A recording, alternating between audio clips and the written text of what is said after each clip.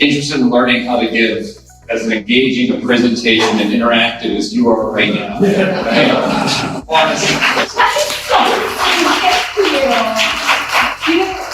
What's going to be bad is I have no idea where to start. That's why I asked this question.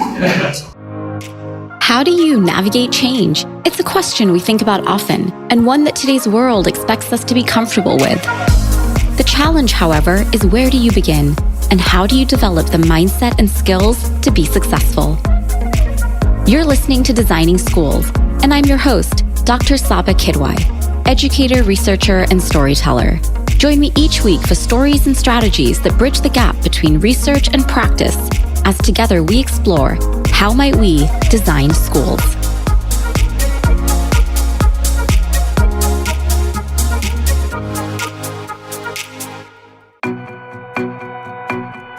In my past decade of speaking, that has to be one of my most memorable moments. During my talks about design thinking, I always want people to experience what it feels like to reframe challenges into opportunities by using the sentence starter, how might we? As I reflect on the comment about how to be a more engaging and motivating speaker, I realize it's this very passion, this connection that we share with others when we tell our stories and create feelings of optimism and hope that ultimately make us uniquely human. I've been thinking a lot lately about education reform over the past century, and more particularly in the past decade with the rise of iPads. And it made me think of a quote from Gravity's Rainbow by Thomas Pynchon, where he says, if they can get you asking the wrong questions, they never have to worry about the answers. What if for the past century we've been asking the wrong question? What if instead of asking what do students need to learn to prepare them for their future and creating an answer for them, we instead ask, who do you want to be, and answer the question with them? Today, I'm sharing a keynote I gave at Loyola Marymount University a few weeks ago, where they brought together education and industry leaders to discuss disruptive technologies and their impact on both industry and education, particularly with the acceleration we're seeing with AI. If you want to bring this optimism and motivation and this conversation to your teams, reach out to me at designingschools.org. For now, I hope you enjoy a little glimpse into this conversation. So I appreciate both Dale and Colin setting the seeds, really planting the seeds of curiosity and imagination for us, because that is exactly the role that I want you to take on for the next 30 minutes and hopefully beyond.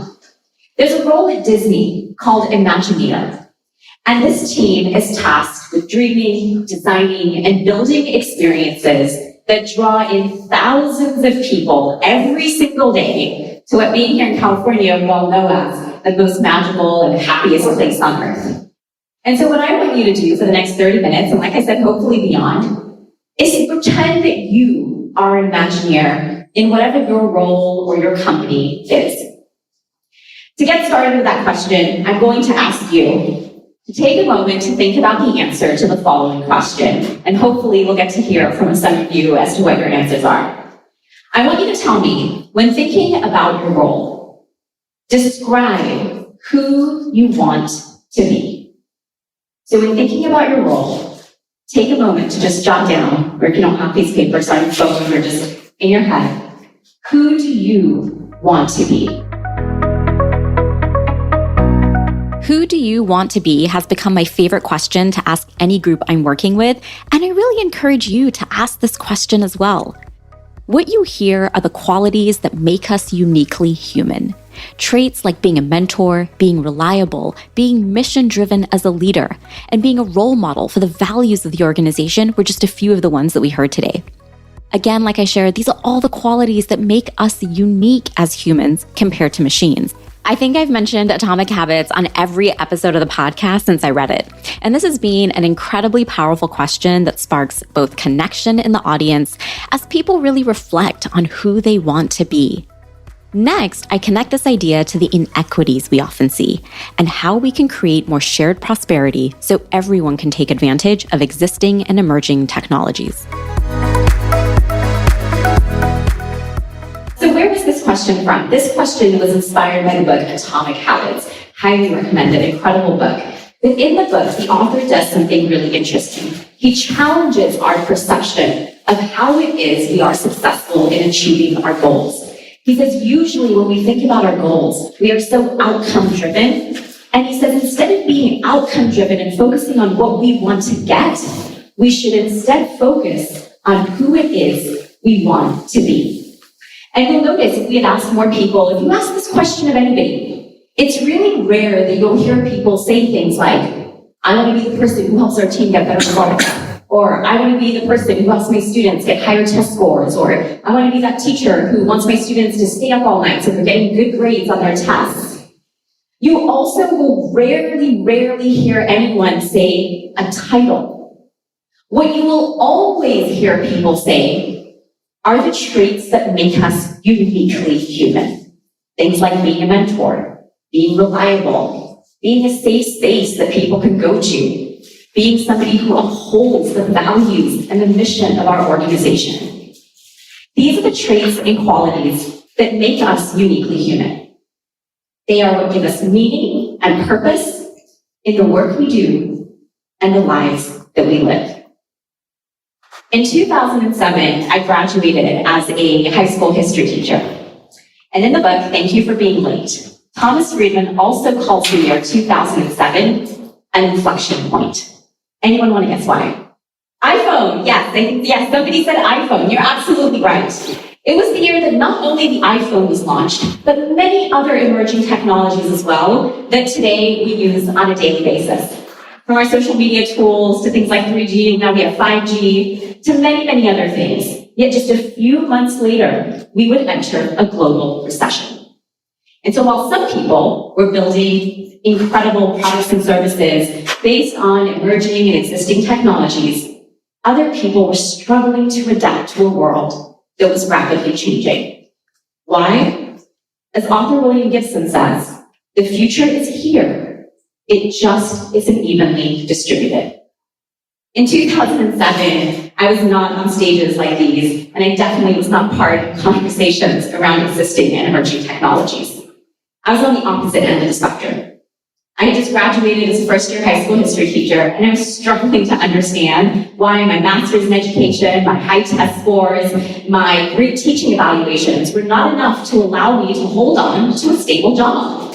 And while I was always fortunate to find another one, that constant cycle of getting a job and then getting laid off and budget cuts and this and that really almost made me exit the profession and go and find something else. However, in 2010, I came across a book called Lynchpin by Seth Godin, where he says in today's world of work, it is not enough anymore to go to school, to get good grades, to follow directions, and think that you're going to have the stability that is promised to you by higher education institutions. He said instead, to be successful in today's world of work, you must begin by asking yourself, what makes you indispensable? What are your skills? What are your strengths? What are your values? And how do you articulate and showcase those to others to become indispensable within the organization?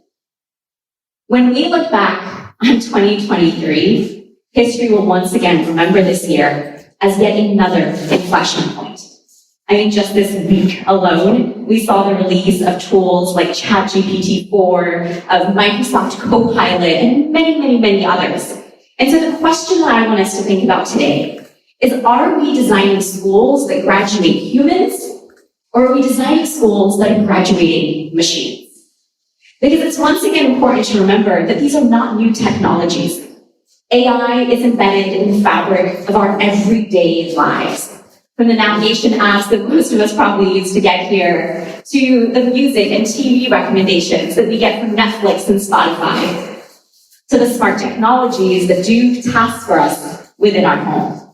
We've also had researchers and practitioners telling us for the last decade and more about the need to cultivate these human skills because of this very day that we all knew was once going to arrive. One of my favorite papers that was written on the topic was in 2013, and it's called Dancing with Robots. And I share it because it is just as relevant then as it is today. It was written by Frank Levy from MIT and Richard Renane from Harvard. And they come together in this paper and they break down the two most important human skills that we need to be able to swim in this ocean of disruptive technologies. And they say it is number one, being able to solve unstructured problems, problems to which there are no answers. And number two, be able to engage in complex communication, any type of interaction with another human being. And I think if we look at the past 2 years, we have struggled in both of these areas. One of the scariest comments I hear parents share in such a nostalgic way is, "Oh my God, my child just did this. I remember when I did that in school." And while I absolutely understand the nostalgia, I don't think we often realize just how scary it is to have our kids today be doing the same things that we did decades ago, given we live in such a different world. Imagine if we updated our schools with the same urgency and enthusiasm with which we update our phones. One of my favorite papers that was written a decade ago, in 2013, was called Dancing with Robots. In this paper, the authors, Frank Levy from MIT and Richard Murnane, a professor at Harvard, talk about the need to prepare learners with the skills that are going to make them uniquely human as they graduate into a world driven by technology. The two skills, they say, are solving unstructured problems and complex communication. A quick look at the Trending Skills Report year after year from the World Economic Forum's Future of Jobs report also highlights the need for complex problem solving, as they call it. Whether you want to call it an unstructured problem or complex problem solving, these are basically problems to which there are no answers. Problems that are going to require us to engage in communication with one another, engage in empathy, negotiation, and perhaps most importantly of all, listening so that we can solve these challenges in our unique contexts. The past 2 years alone are evidence that we struggle in both areas. We can barely share an opinion these days without the fear of being labeled or attacked. Both Levy and Murnane are not alone in advocating for the need to focus on human skills. Many of you listening to the podcast have been amongst those who over the past decade have been advocating for reform. In the second machine age, Eric Brynjolfsson and Andrew McAfee also talk about the importance of creating humans and giving them skills so that they can augment machines, and reminding us that technology does not shape our destiny, we shape our destiny. We're now confronted with a generation where most people do not have the unique human skills to thrive as technology accelerates. As Eric Brynjolfsson reminds us, there is no economic law that states as technology advances, so must society. So what happens when some people can and others can't take advantage of what's changing? The income inequality gap widens, further reminding us of a quote from William Gibson: "The future is here, it just isn't evenly distributed." As an optimist, I always believe we can ask, how might we, and turn things around. Next in my talk, I share 3 quotes and 3 strategies that people can use to learn and lead others through this inflection point.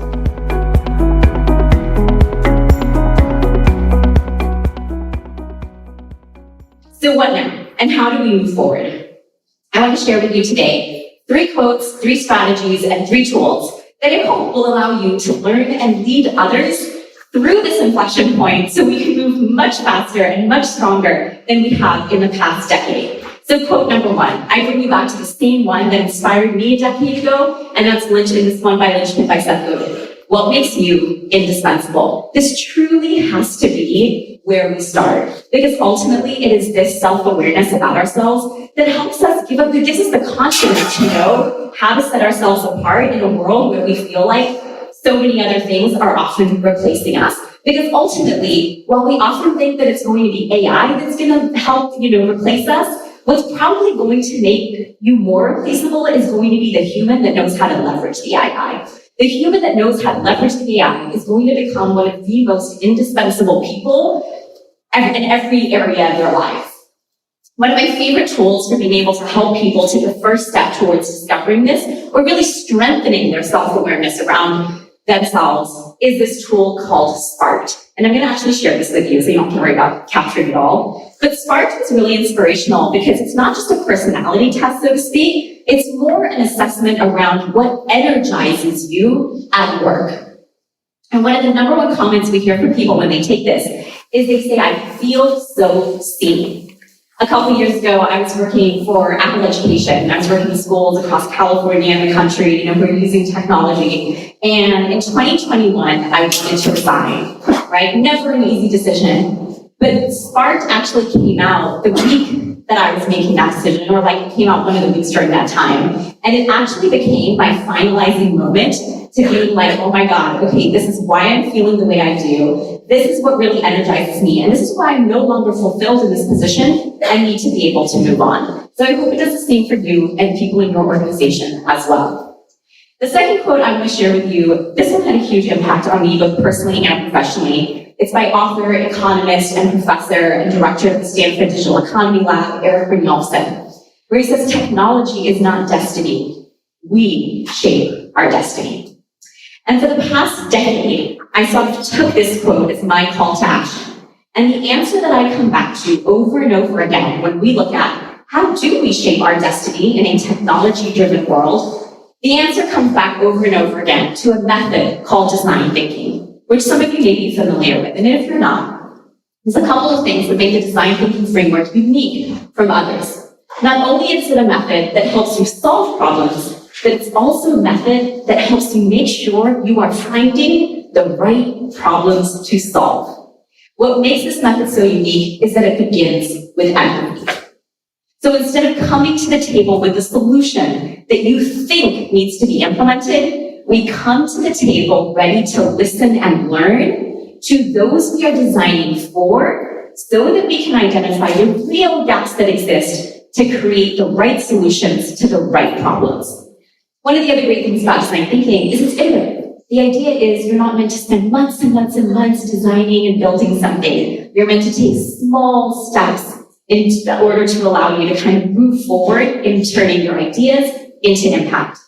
But what also makes design thinking unique is that it's not just a method, it's also a mindset. And when you engage in this mindset, some of the things that you're able to develop are things like creative confidence, being able to know and have the belief that I have this idea and I can actually turn it into something actionable.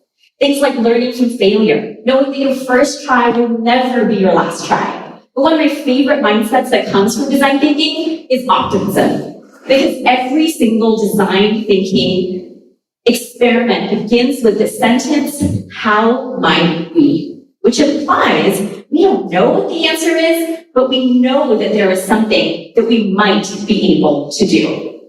So to give you a little taste of what it's like to start with design thinking, I have 2 more questions that I'd like you to answer. And this time I'd like you to share it with the person next to you, and then hopefully we'll hear a couple as well. Or you can just right away just start sharing with the people around you.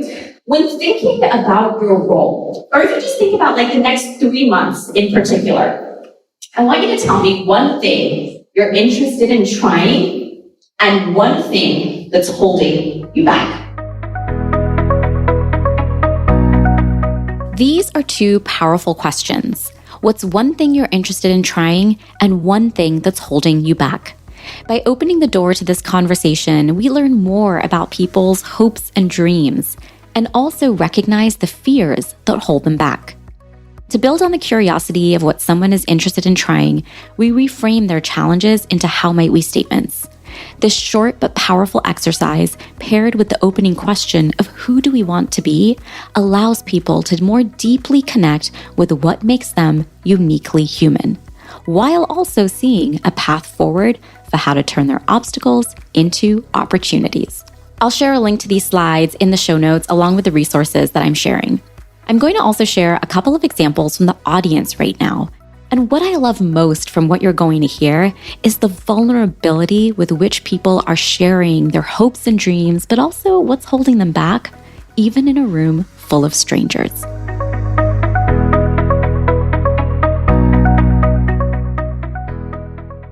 So what I'm interested in trying is writing a screenplay, but what's holding me back is just not finding the time to actually do it.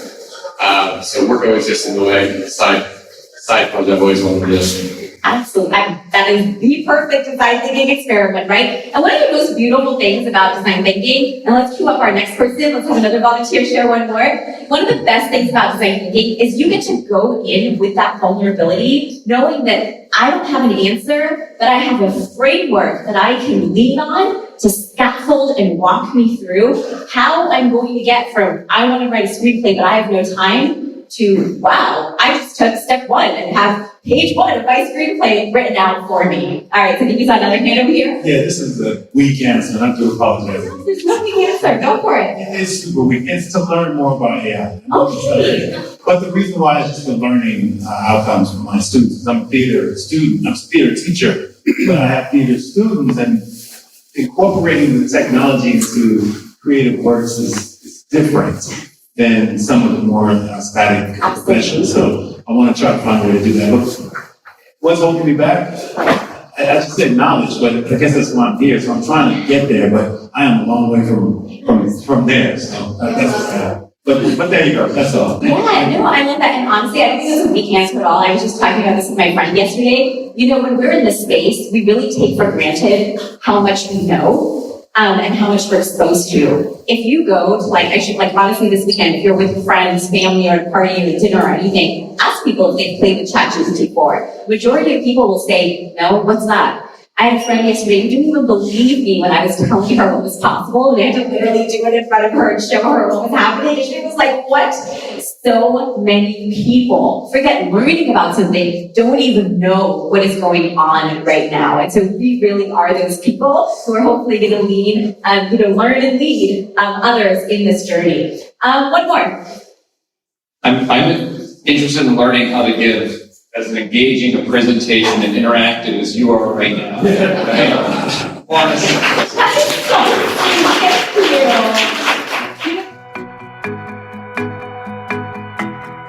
These moments of sharing our hopes and dreams along with our fears are what connect us and make us uniquely human. Yes, uniquely human is a word that I have probably used many times in this episode because I think it's something so important that we lean into. Imagine if in your next meeting you ask the people that you work with, or over dinner with your friends and family, you asked people, who do you want to be? What impact do you want to have in this world? How do you want people to remember you? What have you been interested in trying? What's holding you back? I'm in awe of the vulnerability with which people open up about their dreams and their fears, and the conversations and connection that are created as a result.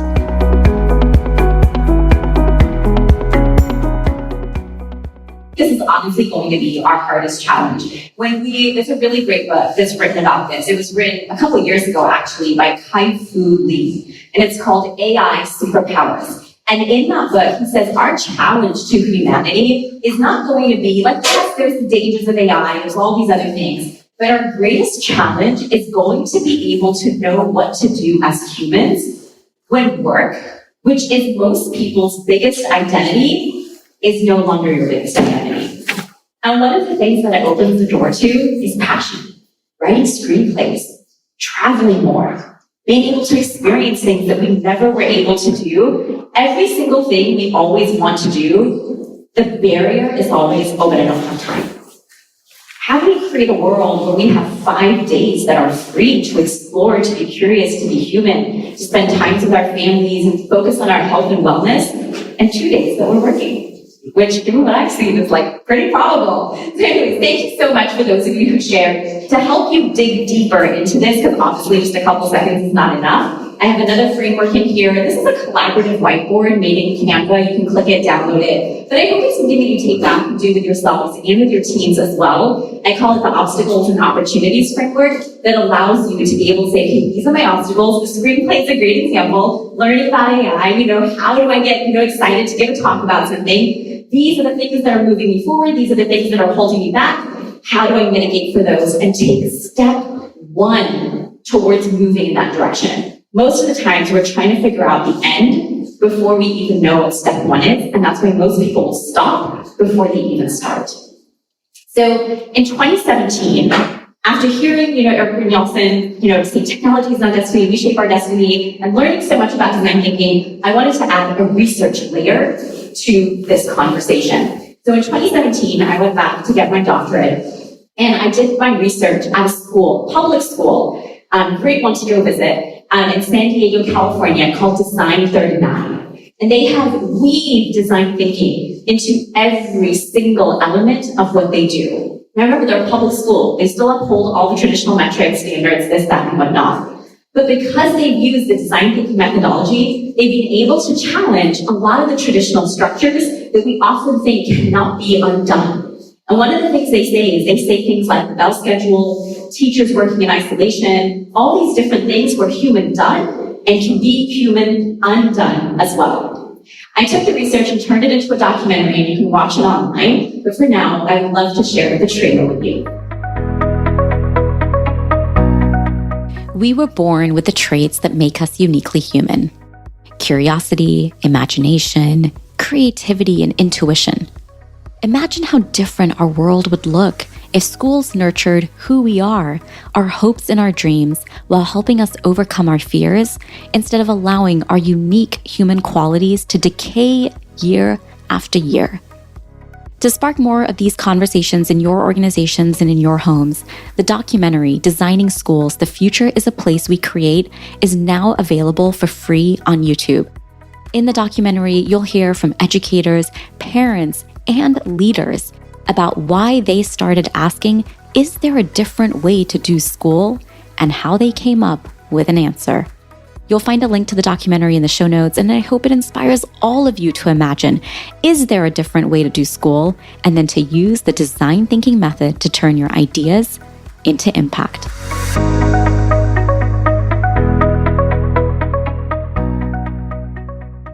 And this brings me to our third and final quote.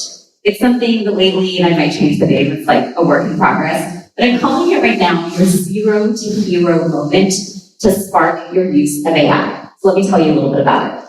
So every single day, I feel like we are in awe of the different ways that people are using tools like ChatGPT and all these other, generative AI technologies.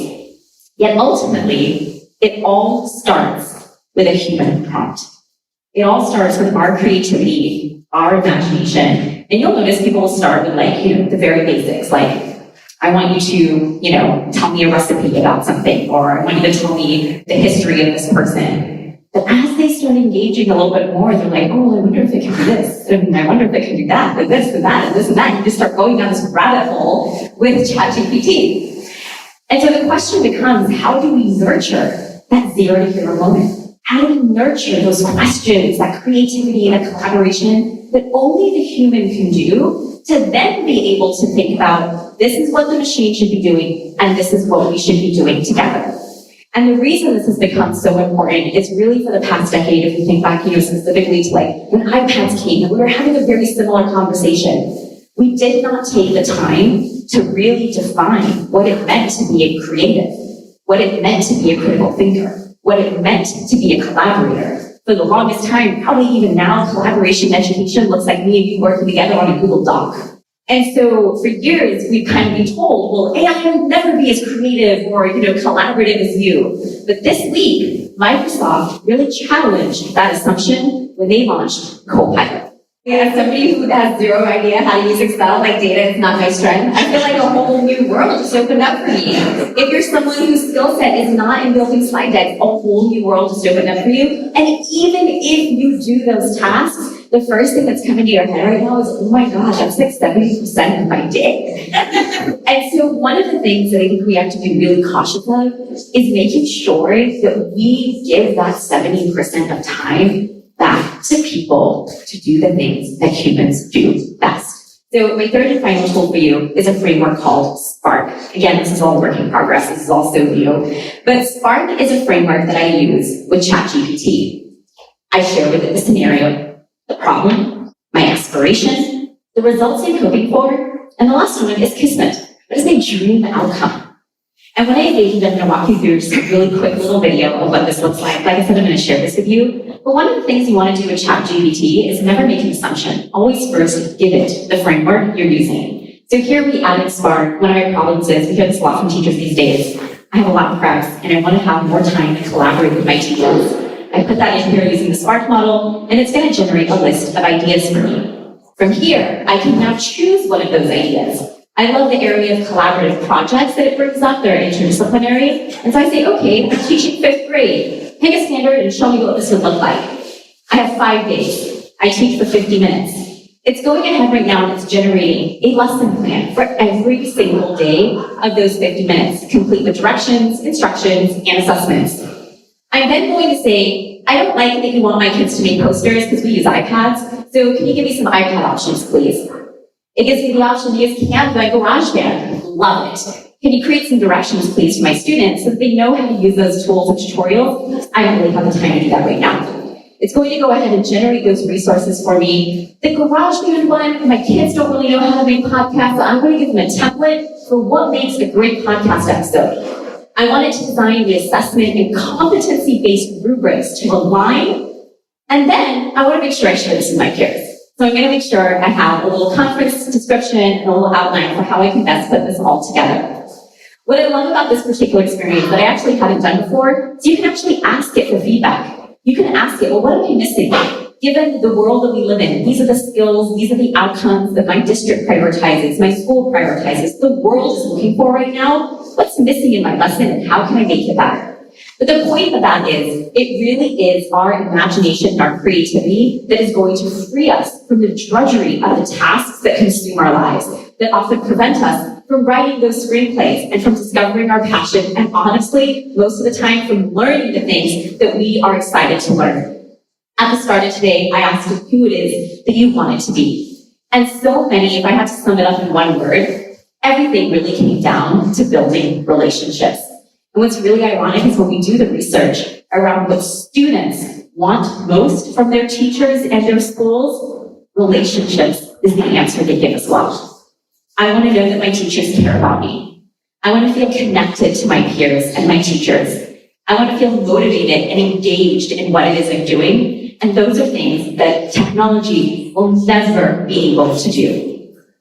Over the past decade, I've come to learn that cultures of innovation do not begin with technology. They do not begin with devices and our choice of applications. They begin with a culture of empathy. And so I would love for you to take a look around the room right now, where on this Saturday afternoon, you are the people who will be leading others through this inflection point. And as you do, I want you to remember the words of Eric Nelson. Technology is not destiny. We shape our destiny. If there's one takeaway that I hope you have from this episode, it's the power of asking human questions. As I shared earlier, in a world where AI is rapidly accelerating, it all starts with a human prompt. If you want to bring a keynote or workshop about design thinking to your organization, you can always send me a DM or visit designingschools.org. It's your turn to join the conversation by sharing what you enjoyed or what questions you have. In a world where time and attention are so valuable, thank you for choosing to listen and for being a part of our Designing Schools community. Leaving a review for the podcast helps others learn about the show, giving them the gift of knowledge and allowing this community to help create access and exposure to ideas and opportunities others may not even know exist.